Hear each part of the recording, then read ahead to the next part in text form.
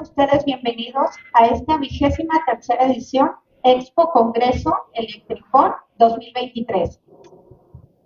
Agregando valor al sector eléctrico, la Asociación de Constructores de Obras Eléctricas de Occidente agradece su presencia y les recordamos mantener sus dispositivos en silencio. Si necesitan salir de la sala, hacerlo con discreción por respeto al orador. En estos momentos daremos inicio a la conferencia titulada Puesto en servicio de centros de carga, requerimientos técnicos del POC y código de red para mantener la confiabilidad del CEN. Les voy a presentar al oponente, maestro Jesús David Bravo Anaya, del Centro Nacional de Control de Energía, Gerencia de Control Regional de Occidental. Es supervisor operativo del Departamento de Integración y Planeación de la Red.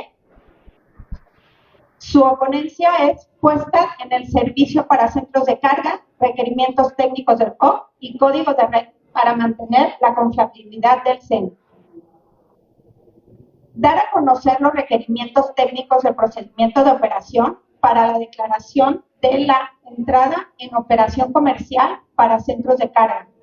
Además de comentar la reverencia, cumplimiento de los requerimientos para la mejora de la seguridad y confiabilidad del sistema eléctrico nacional. Su currículum es estudios realizados, trabajos a cargo desempeñados, publicaciones. Recibió un grado de ingeniero mecánico eléctrico y maestro en ciencias de ingeniería eléctrica de la Universidad de Guadalajara en septiembre del 2011 y diciembre del 2014.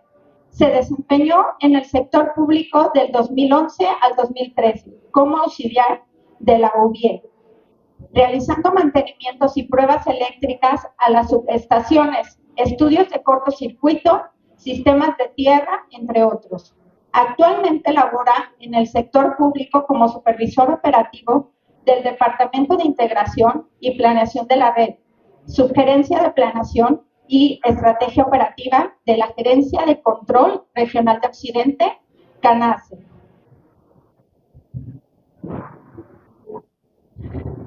Sin más preámbulo, dejo con ustedes a su oponencia,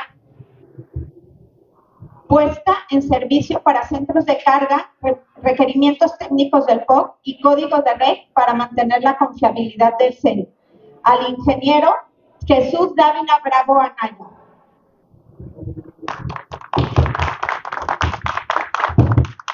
Gracias. Bien, buenos días a todos.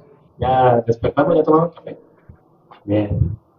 Ok, lo que vamos a platicar el día de hoy es un poco sobre lo que es el POC, los requerimientos técnicos desde el punto de vista técnico y los requerimientos técnicos del código de red. Todo esto encaminado a que abonemos a mantener la seguridad y confiabilidad de nuestro sistema eléctrico nacional, del que dependemos todos nosotros o todas las industrias que se conectan y están consumiendo dentro de él. Bien, entonces vamos a dar a conocer los requerimientos técnicos que deben de cumplir todos los centros de cargas en la puesta en servicio, la importancia de estos requerimientos en el código de red y algunas reflexiones importantes. Dos normativas importantes, código de red y el procedimiento de entrada en operación comercial para centros de carga y centrales eléctricas. De grabarse las siguientes palabras. El objetivo del código de red es mantener los criterios de eficiencia, calidad, confiabilidad, continuidad, seguridad y sustentabilidad de nuestro sistema eléctrico, con muchas otras variables inmersas en esas 1000 páginas de lectura que todos en algún momento tenemos que leer. Y el procedimiento de entrar en operación comercial es una guía de cómo alcanzar el último estandarte de la operación comercial, tanto de centros de carga como centrales eléctricas. El POC simplemente es un compendio de puntos, requerimientos que vienen tanto en el código de red, en las bases del mercado, en el manual de interconexiones centrales y centros de carga, en el manual de tecnologías de la información, y enseguida también les van a dar una plática sobre eso. Esto es lo que es el POC, es un resumen de lo que se tiene que cumplir. Antes de que estuviera esta normativa o este procedimiento, había muchas dudas de, bueno, qué es lo que realmente tiene que hacer un centro de carga, una central eléctrica para alcanzar la operación comercial. ¿Por qué? Porque cada una de estas normativas, estas lecturas, pues son 1000 páginas. Y esas 1000 páginas nos corresponden 100, 200, 300, y saber qué puntos son los precisos que tenemos que cumplir, por eso nace ese procedimiento. En resumidas cuentas, y desde el punto de vista técnico, son 17 puntos los que tiene el POC para centros de carga en el anexo número 2. Son dos anexos los importantes, anexo 2 y anexo 4, si no me memoria.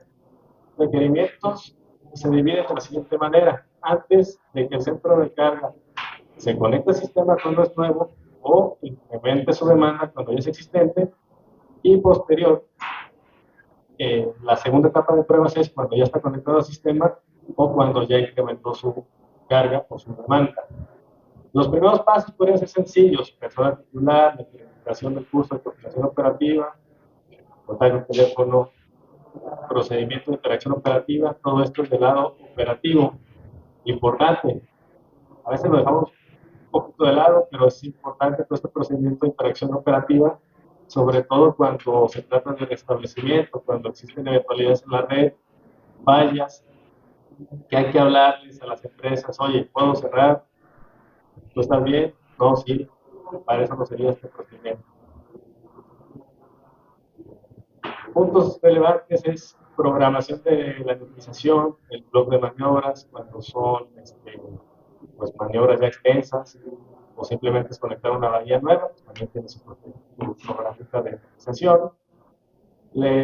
El poco técnico de todo esto es el anexo 4 y el anexo 3. El anexo 3 viene del código de red.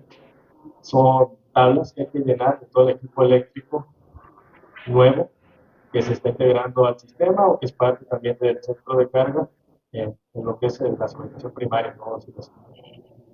Son tablas de capacidades, tablas de placas de datos que hay que llenar.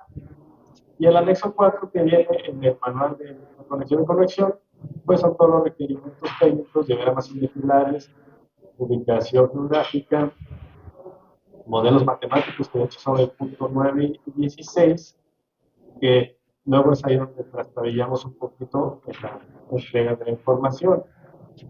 ¿Por qué es importante esa entrega de información? No es burocrático. Un sistema eléctrico se planea con modelos matemáticos. Un sistema eléctrico se cuida mediante modelos. Mientras esos modelados sean de mayor calidad y más apegados a la realidad, el sistema eléctrico se planea de mejor manera y se cuida. Cuando hablo de que se cuida es a tiempo real, de mejor manera. Entonces es importante esta entrega. La curva de saturación de los transformadores, eso aplica sobre todo cuando son transformadores de gran capacidad, de 230 a 23, de 400 kV, 230, 115. ¿Por qué? Porque cuando energizamos un transformador, ustedes bien lo saben, tenemos una corriente de saturación. Y en esa corriente de saturación tenemos armónicas también ahí. Entonces, esos tipos de detalles nos ayudan para conocer cómo se comporta ese elemento cuando sale y entra del sistema, y también para coordinarlo bien en el tema de protección, ¿no? Que no se nos vaya a disparar en falso. Y en alrededor de estos puntos hay temas importantes que ya les comentaba. Se va a dar una plática más a ratito, que es el SAPSE, que es tecnología de información, que es el punto 2 y 15, que prácticamente es todo el proceso, porque es el principio a fin que tienen que estarlos atendiendo. Los puntos de pronóstico, registro activo, de inspección y evidencia de cumplimiento de las pruebas son requerimientos que están escritos en el POC, que también se tienen que ir dando cumplimiento con otras especialidades. Todo este anexo 2 nos lleva entonces a la energización, que es cuando ya empiezas a consumir eh, potencia del sistema por primera vez o ya incrementaste tu demanda. La segunda etapa es cuando ahora sí ya estás consumiendo, ya te conectaste y entonces tienes que terminar el proceso. Muchos centros de carga, sobre todo incrementos, tardan años en terminar el proceso. Y fíjense, un tema muy importante, los contratos que ustedes firman tienen fechas de vencimiento, los convenios también, si mal no recuerdo. Entonces, para volver a firmar otro contrato, tienes que pedir una modificación de fecha al SENACE, porque no has terminado tu proceso de puesta en servicio. Esa modificación de fecha que está escrita en el manual de interconexión y conexión hace que el SENACE tenga que reevaluar el impacto del proyecto en el sistema. Y eso pudiera llegar a dar en varios panoramas, que no necesariamente son positivos o negativos, pero son varios panoramas que involucran si el proyecto inclusive se regresa a estudios otra vez o si continúa. Entonces, sugerencia personal es que cuando ya se conectan los centros de carga, cuando ya incrementa su demanda, no tarden mucho en concluir la puesta en servicio. No estén pidiendo modificaciones de fechas cada 6 meses, así como dice el manual de conexión. No, eso pudiera conllevar cosas negativas o no tan positivas para los proyectos, ¿no? Entonces, como requerimientos técnicos importantes, pues es la entrega de la evidencia de código de red, la solicitud de esquema de acción remedial que también aparecía en el previo. Aquí lo explico brevemente. El esquema de acción remedial es la última línea de defensa del sistema eléctrico, ¿no? Son esquemas automatizados, son tiros de carga, tiros de generación, apertura de líneas sobre elementos del sistema. Y eso nos ayuda a que el sistema, en términos generales, no se colapse, ¿sí? No se apague todo. Pudiera ser que el centro de carga tenga que habilitar un esquema de acción remedial que lo ejecute al mismo, que tire su carga o que haga alguna otra acción. Por eso viene en el foco la necesidad de la solicitud para que el SENACE diga si se requiere o no un esquema de acción remedial. Esto de acuerdo a la normativa del código de red, donde dicen que todos los participantes de la industria eléctrica pueden ser suscitados que les aplique algún esquema, ¿no? En breves palabras. El registro de las mediciones de tensión de corriente en la primera actualización, que es lo que les platicaba hace ratito, de los armónicos, que es importante, su pronóstico, que es más de mercado, porque es muy importante, el servicio de RIC, si son centros de carga de recursos de demanda controlable, que pues eso yo no he visto, nadie quiere tener su demanda controlable, tienes un proceso, pues no quieres que en algún momento diga, se nace en alguna autoridad, pues sabes que en lugar de estar consumiendo 10, vete a 2, porque el sistema lo requiere así, todavía no hay centros de carga con esa opción.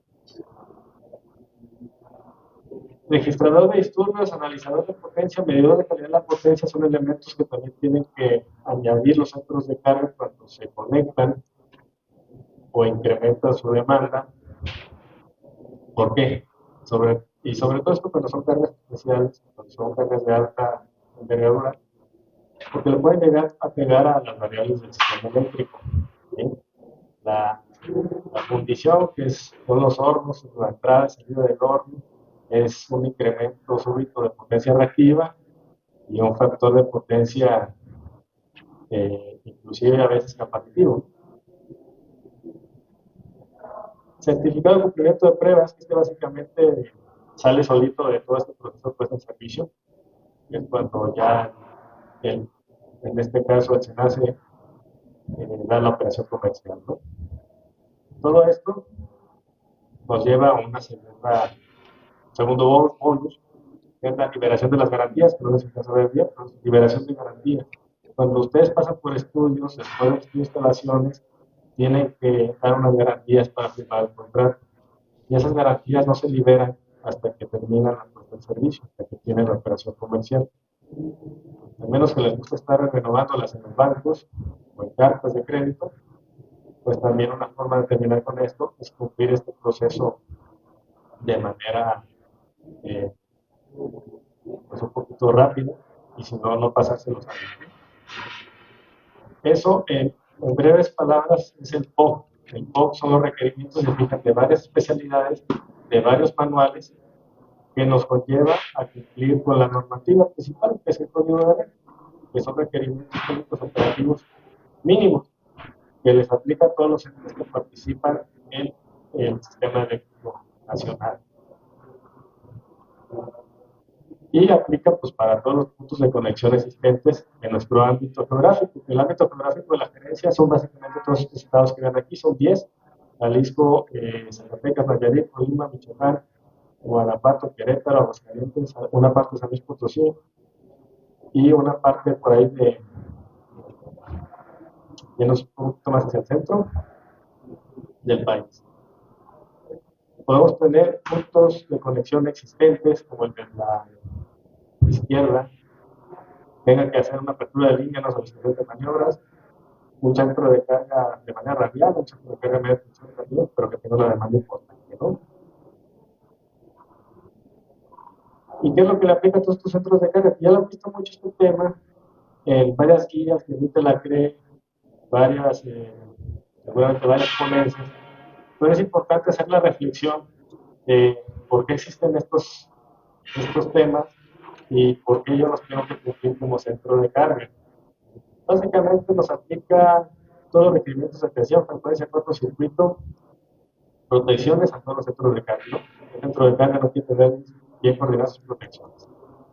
El control, pues nada más para las cargas de recurso de demanda controlable.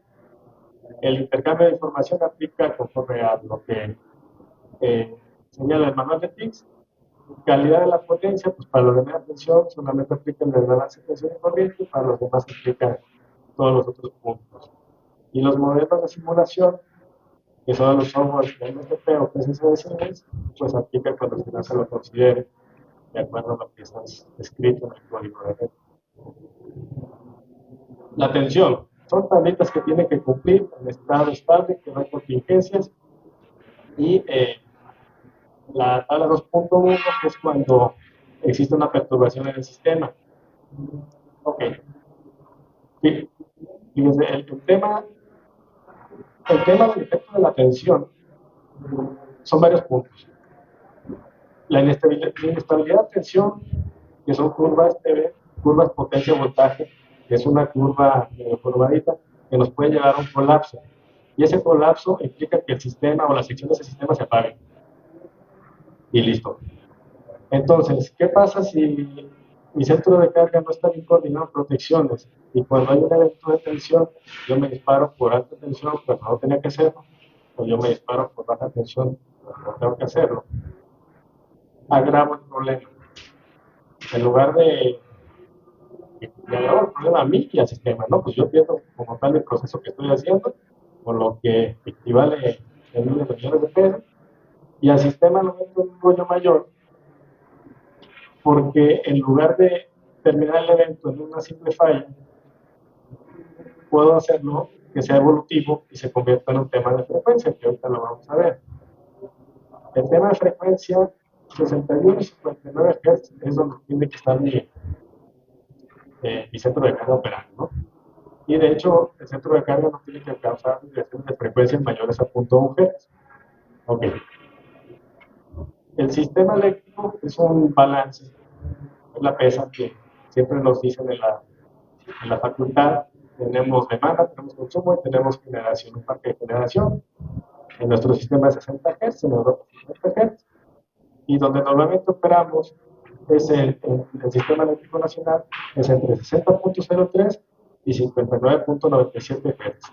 Es una banda de tolerancias donde por ahí está variando el sistema eléctrico, que son las dos rayitas verdes que se alcanzan a apreciar aquí en esta gráfica de frecuencia. La grafitita que espero que alcancen a ver, naranjita, es la frecuencia del sistema eléctrico, pues donde varía, no es una raya pura, ¿no? Cuando yo hago simulaciones en la facultad, 60 Hz me salen puros, como una raya, pero pues no. ¿Por qué? Porque pues hay incrementos de carga, la generación tampoco no es una señal, una raya, también tiene esas pequeñas fluctuaciones y todo eso se deriva a ese comportamiento de la frecuencia. Entonces lo que hace el CNS es, en una parte, es regular ese balance de carga-generación, que es muy preciso, tiene que ser muy preciso y es muy delicado. Y aquí es donde sí nos involucramos todos los participantes del sistema. Si como participante del sistema, a la hora de tener yo un evento donde tengo pérdida de generación, si tengo pérdida de generación, pues la balanza se hace de su lado derecho de ustedes. Entonces ahí, si ya no puedo recuperar generación, voy a tener que tirar carga. ¿Por qué? Porque tengo que recuperar ese balance. El sistema eléctrico no se puede quedar sin balance en cuestiones de pérdidas de frecuencia, si no, ya sería un colapso total, así como ha habido recientemente por ahí en, en Sudamérica, creo, bueno, hace poco, que se derivan sobre todo de esta pérdida de balance carga-generación y ocurren los colapsos. El cortocircuito, pues el cortocircuito es una herramienta o es un primer paso que tenemos que calcular o preguntarle al distribuidor, al transportista, también SENACE los publica en esa dirección que está allá abajito, para poder hacer bien el dimensionamiento de nuestro equipo eléctrico y nuestra coordinación de protecciones. Todo esto abonando a los dos temas que acabamos de platicar, tensión y frecuencia, para que mi centro de carga opere de manera continua en los umbrales que se le están indicando en el código de red. Muy importante, porque pueden decir, bueno, los centros de carga que existen desde hace ya 50 años. Bueno, el código de red también dice, si técnicamente no puedes, porque ya existía, si tienes historia electromecánica, pues yo también diría, pues modernízate un poquito, porque pues ya la tecnología, hay mucha tecnología muy avanzada, pero si no te quieres modernizar, pues justifica técnicamente por qué no puedes cumplir con esos umbrales, o porque tu proceso no puede operar bajo esos umbrales que te dicta el código de red. Entonces, este cortocircuito, importantísimo tema, es el ajuste y coordinación de manera correcta de las protecciones. Hay muchas fallas, tanto en el sistema eléctrico como en la industria, que no se liberan bien, derivado a que los portafusibles no estaban bien diseñados, derivado a que las protecciones no estaban bien ajustadas, que el timer estaba bloqueado, etcétera, etcétera, ¿no? ¿Por qué? Porque principalmente hay un tema que es de programación, y ahí involucras la mano que programa, involucras ese grado de error. Factor de potencia. Este factor de potencia que también lo conocemos desde hace muchos años, no es que no es nuevo, no estamos inventando el hilo negro. Potencia activa buena, potencia reactiva no es tan buena. ¿Por qué? Porque me genera calentamientos, me puede generar hasta problemas también el calentamiento se deriva también problemas armónicos, también como viceversa. Me genera sobrecostos, me genera mil problemas. Y a veces preferimos pagar las multas que corregirlo en las empresas. Y este factor de potencia diría, bueno, pues yo soy una carga de 2 megas, de 3, de 10, no le pega al sistema. Sí, pero tú eres uno. Y en el sistema eléctrico hay conectadas 1000 cargas, hay conectadas muchísimas más cargas. Si todas ellas no cumplen con esto, entonces ya hay un problema. Y aquí va a ser muy importante saber pues, qué factor de potencia tenemos. Si capacitivo, tengo un problema de alto voltaje. Si es inductivo, va a tener un problema de bajo voltaje. ¿Y qué hace el sistema a gran escala? Pues regular eso. ¿Con qué? Con los pocos recursos que se tienen para regular la tensión. Entonces, ya cuando nos juntamos todos, sí le estamos pegando a la confiabilidad del sistema. Por eso es importante este tema del factor de potencia. Cumplirlo, en beneficio de uno mismo, en beneficio del centro de carga, en beneficio de que ya no te apliquen las penalizaciones, de que tengas un proceso más limpio. Hay muchas maneras de corregir este factor de potencia, sobre todo cuando ya es un tema mayor que estás, tienes un factor de potencia en adelante, ¿no? El código de red marca que sea de 0.95 a 1 en atrás. Y si hay cargas, sobre todo cargas especiales, que lo tienen en adelante. Y en adelante todavía perjudicas más el sistema. Y luego llegan con nosotros, pues es que ya tengo mi programa, ya lo voy a hacer. Bueno, pues vamos viendo que se lo haga, ¿no? ¿Sale? Todo esto que va a, a dar las sanciones, pues es la CRE, como está escrita en la normativa, pero el SENACE también juega un papel relevante cuando implica temas de confiabilidad o cuando ya le estamos pegando a la seguridad del sistema eléctrico. Las protecciones, pues ya las platicamos. Recuento, pues protecciones de alta baja y alta tensión, 27 y 59, operación alta baja y alta frecuencia, 81, sobrecarga los circuitos, que son el clásico, 50, instantáneo, 51. Es muy común que se me dispare el transformador. ¿Por qué se me dispara el transformador? Pues porque se me calculó la falla de un circuito de media tensión o de baja tensión, ¿no?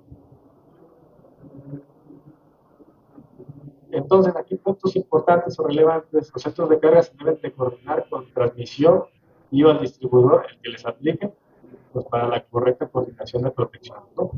Las subestaciones de alta, sobre todo las de alta tensión, al final de cuentas tienen que estar coordinadas con el punto de conexión que es de la red de transmisión.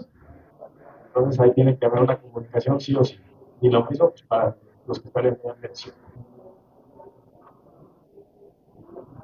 Este es los centros de carga que les decía. Yo todavía no conozco uno, no me acuerdo de ninguno que tengan una demanda controlable. ¿Por qué? Pues porque al tratarse de un proceso que te deja dinero, pues no vas a querer que el sistema te diga en algún momento, pues en lugar de consumir 20 megas, vete a 4 durante 3 horas y luego regresas a 18 y luego te vas así de acuerdo a lo que diga el sistema, ¿no? Pero pues ahí está señalado en el anexo 3 del manual de interconexión que ustedes pueden palomear de que si quieren hacer una carga de demanda controlada. Este intercambio de información, que pues ahorita vamos a tener una plática, no va a entrar mucha materia, pero es importantísimo, porque así como les decía, tanto modelos matemáticos como la información que nosotros recabamos de todas las variables del sistema nos ayudan a planear un mejor sistema y a operar de una mejor manera. Este tema, que tampoco no es un hilo negro, pero como que todavía nos cuesta un poco, sobre todo a los centros de carga, las centrales eléctricas, decir que tengo que tener una buena calidad de la potencia, porque esa calidad de la potencia me va a sumar a mí y le va a sumar al sistema eléctrico en donde yo esté conectado. Estos son los puntos que tengo que cumplir. A todos los centros de carga les aplica, estando en media tensión o estando en alta tensión. La distorsión armónica de corriente. Aquí hay un tema muy importantísimo que es el valor de la impedancia relativa a razón de cortocircuito en el punto de conexión. Vamos a ver un ejemplo que normalmente platico, que es muy didáctico, donde podemos calcular este tema. Vamos a necesitar la corriente máxima de cortocircuito y la corriente máxima de carga. Y esa puede ser medida si existimos el valor promedio durante los 12 meses anteriores o el valor de MVAs durante esos corriente del centro de carga, ¿no? Todo esto es el valor a considerar para la evaluación de la componente armónica individual durante el 95% de acuerdo a las normas IEC o ANSI en una medición de agregación de 10 minutos. Y lo que nosotros recomendamos es que sean 7 días hábiles, naturales, de medición. Luego, a veces nos dicen, ¿por qué? Porque no uno. Porque yo quiero 7 días porque quiero ver fines de semana, cuando paras. ¿Por qué? Porque cuando paras es cuando das mayor cantidad de potencia reactiva al sistema. ¿Por qué? Pues porque no tienes potencia activa. Y luego se quedan, ok, no, sí es cierto, ¿verdad? Sí, pues. Y entonces, cuando tienes mayor potencia reactiva, también puedes tener mayor potencia armónica. las tablas que vienen en el código de red para los diferentes tensiones o niveles de voltaje. Y lo que les comentaba, la impedancia relativa al cortocircuito, ese cálculo es el que nos va a posicionar en los umbrales que tengo que cumplir. Si lo calculo de manera incorrecta, puede que caiga en unos valores que no cumpla. También si lo quiero truquear y calculo menos de lo que debería o más de lo que debería, pues sí voy a cumplir, ¿no? Por eso, durante ese proceso de puesta en servicio se les piden mediciones, se les pide los valores con los que calculan esa impedancia relativa o relación de cortocircuito. ¿Por qué? Porque tenemos que tener sustento técnico de dónde salió ese valor, ¿no? Nota importante, las armónicas de orden par, los límites se reducen el 25% de las armónicas impares, ¿no? Que normalmente son las que están presentes en nuestro sistema, la tercera, la quinta, la séptima, la novena, que son las más relevantes, que todas ellas disminuyen mucho con la venta del transformador o con algunos arreglos al interior de los centros de carga, ¿no? En ningún caso se permite corrientes de carga corrientes de corriente directa. Este tema a veces nos decía, bueno, es que siempre va a haber algo de corriente directa, un remanente, ¿no?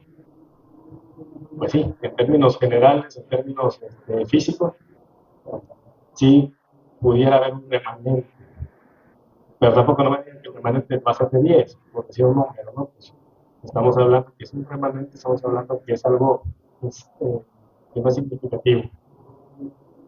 ¿Y por qué existe la corriente directa? Pues por todos los elementos que funcionan ya de electrónica de potencia, ¿no? Entonces, esta es la relación, determinación de la relación de la impedancia relativa o razón de cortocircuito. Entonces, este es un dato, lo pongo con una subestación ya muy conocida, aquí que es el Salto, en 6.9, para que no nos vayamos tan lejos a otro estado. Lo que les comentaba, cuando nosotros hacemos ese cálculo podemos caer en esta relación. Cuando yo tengo mayor carga, mis umbrales se reducen, y cuando tengo una menor carga, mis umbrales se amplían, los que yo tengo que cumplir. Entonces, cuando soy existente, ahí me dio, ¿no? Yo mido mis últimos 12 meses y es lo que saco como corriente máxima de carga. Si no, pues puedo tomar la carga contratada o los CVAs del transformador, en este caso, por ejemplo, son 60 megas.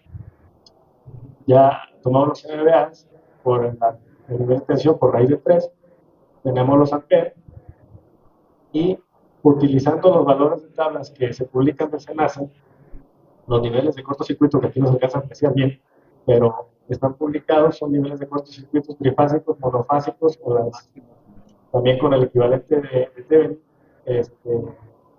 tanto mínimos como máximos. Tomen el máximo.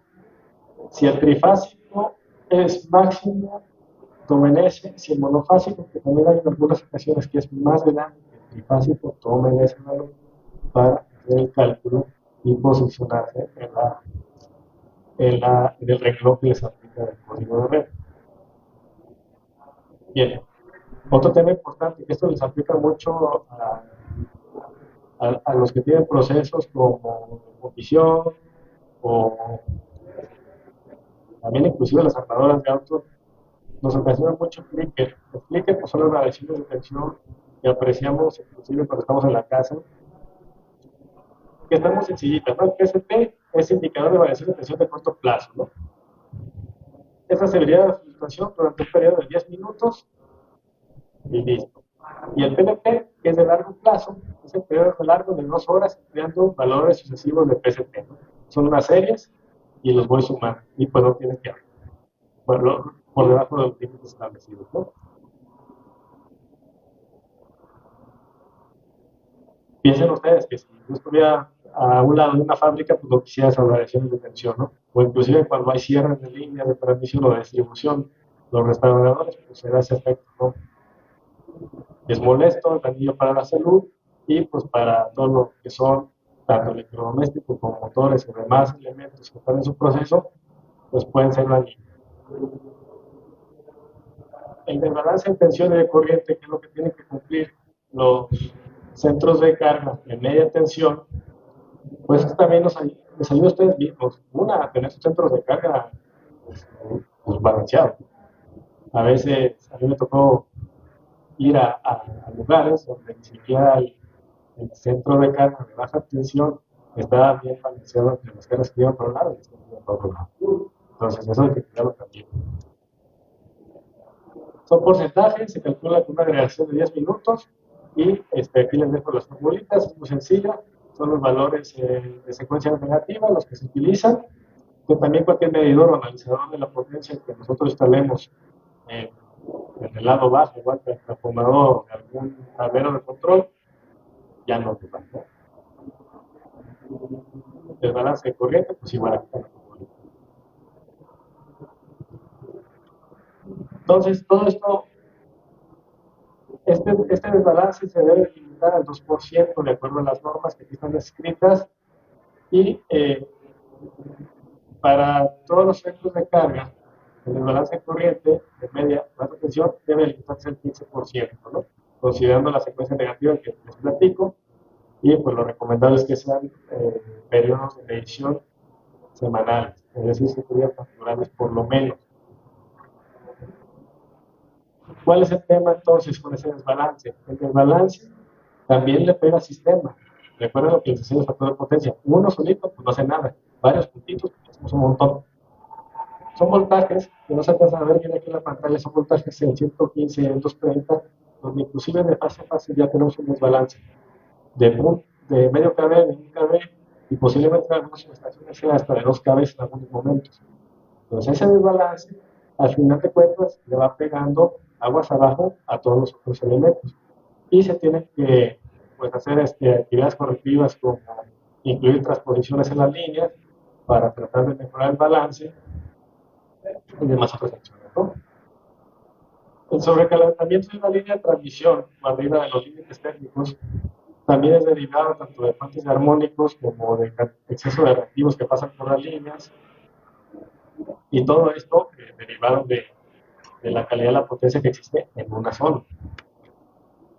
Sobre todo, zonas como industrial aquí en el Salto, de San Luis Potosí, donde hay muchos corredores industriales, tenemos muchos procesos distintos, y todos, cuando ya los sumamos, pues no tenemos una onda de corriente natural, vamos a tener una onda de corriente posiblemente distorsionada en todas nuestras zonas.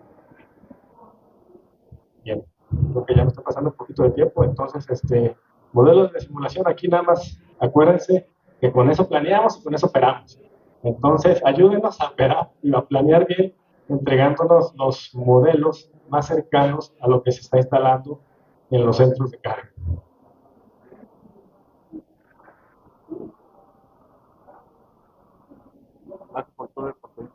Y por eso les digo que luego hay efectos. A ver si le puedo dar adelante, por favor. Allá está.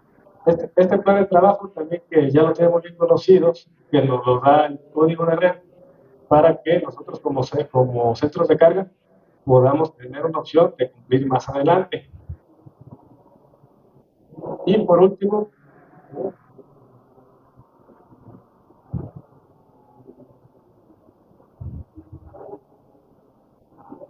tenemos un par de reflexiones que se las voy a platicar. Tenemos unos pequeños problemas. Primera reflexión: acérquense con la gerencia de control correspondiente. Ustedes son aquí de Jalisco, tratando nuevamente con la gerencia de control occidental, de donde venimos. Pues si tuvieran algún otro proyecto en otro estado, Monterrey y demás, hay otras gerencias de control donde también pues hagan el acercamiento. Siempre es bueno tener un primer acercamiento, ¿no? ¿Vale? Segundo punto, ya hemos platicado, los modelos matemáticos, por favor, hagamos todos el esfuerzo de cumplirlos y más apegados a la realidad. Tercer punto, también, y este punto es con lo que se vaya el día de hoy, todos estos requerimientos que pareciera que es para cumplir normativa, para cumplir temas burocráticos, ayuda a sumarle a dos cosas, para que su proceso industrial, su centro de carga, tenga un consumo de energía más limpio, más seguro, más beneficioso, menos costoso, y que le abonen al sistema eléctrico nacional a no tener problemas de frecuencia, de tensión, de fuentes de armónicos, que hablamos en Flow, saber dónde vienen esos armónicos.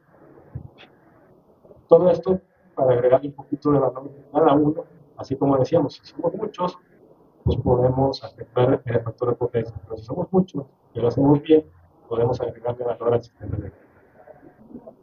Si tuvieran alguna duda, estoy a sus órdenes, si no, muchas gracias.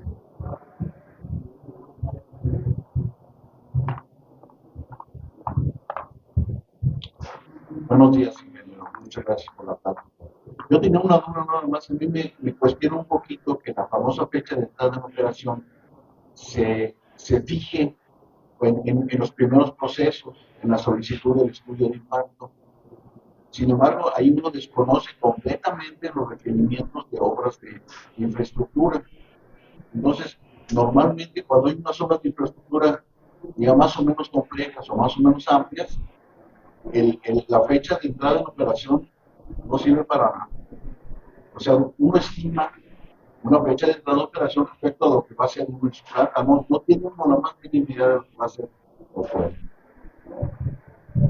Sí, es correcto ese tema, y pues en materia de normativa es lo que nos piden para hacer los estudios, porque así al igual que es complicado para ustedes poner una fecha, y sobre todo hoy en día que está un poco saturada ya la red y resultan obras de refuerzo posiblemente relevantes y importantes, y depende del centro de carga también.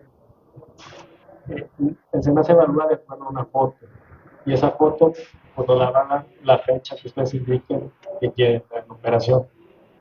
Y ya de ahí, por lo que platicábamos también de las muchas modificaciones de fecha que existen, que también varias de esas, pues sí tienen sentido, ¿no? Oye, me diste un transformador que no va a poner 6 meses. Ok, sí, es correcto, entonces te evalúo, ya tienes problema de recurso importante, pues vamos para adelante con la modificación de fecha, o puede pasar otra cosa, ¿no?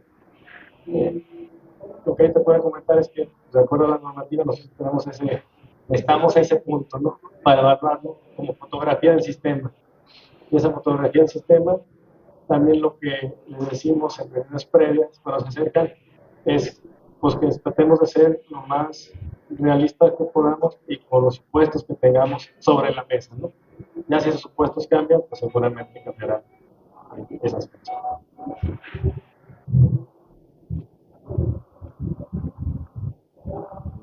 ¿Qué tal? Buen día. Oigan, que una pregunta. El POP. Hacemos todo el procedimiento, los trámites, todo, y llegamos a la firma del contrato, a la última parte de los trámites. De ahí tenemos que iniciar con el POP enseguida, aunque no tengamos registros de mediciones, cuando es un incremento de carga, estoy hablando. Es una planta existente, cuando debemos de empezar con el POP. Cuando ya firmamos el contrato, enseguida iniciamos, o primero tenemos que tener algún equipo, modernizar medidores, TPS, etcétera, para después iniciar con el POP. El POP tú lo puedes iniciar, porque al final de cuentas los primeros pasos, si te acuerdas, eran pasos normativos, tener la acreditación del procedimiento de operación, el teléfono y demás. Eso ya lo puedes iniciar y ya te acercas con la gerencia. Y ahí inicias tu proceso. La gerencia se entera de que ya está trabajando en tu incremento. Porque luego creen que nos preguntamos, oye, pues este era un incremento, pues, ¿qué onda, no? Se desapareció 2 años. Entonces ya está trabajando tu incremento, ya estás atendiendo los puntos del POP, y también mucho luego se da por el tema de TICS, que es donde se coloca un compañero que nos va a explicar, donde también nos damos cuenta que tanto avance ya tienen en ese tema. Pero para responder a tu pregunta, tú puedes firmar el contrato y tocar la puerta con el SENASC y decir, yo quiero empezar mi trámite. Ahora sí, que sí. Ok, pues agradecemos al maestro Jesús David Bravo Anaya por su participación en esta 23ª tercera edición Expo Congreso Electricón 2023, agregando valor al sector eléctrico con este interesante tema, que cobra especial relevancia dentro del ámbito que nos compete. Y a nombre de la Asociación de Constructores de Obras Eléctricas de Occidente, le hacemos la entrega del reconocimiento por su excelente participación.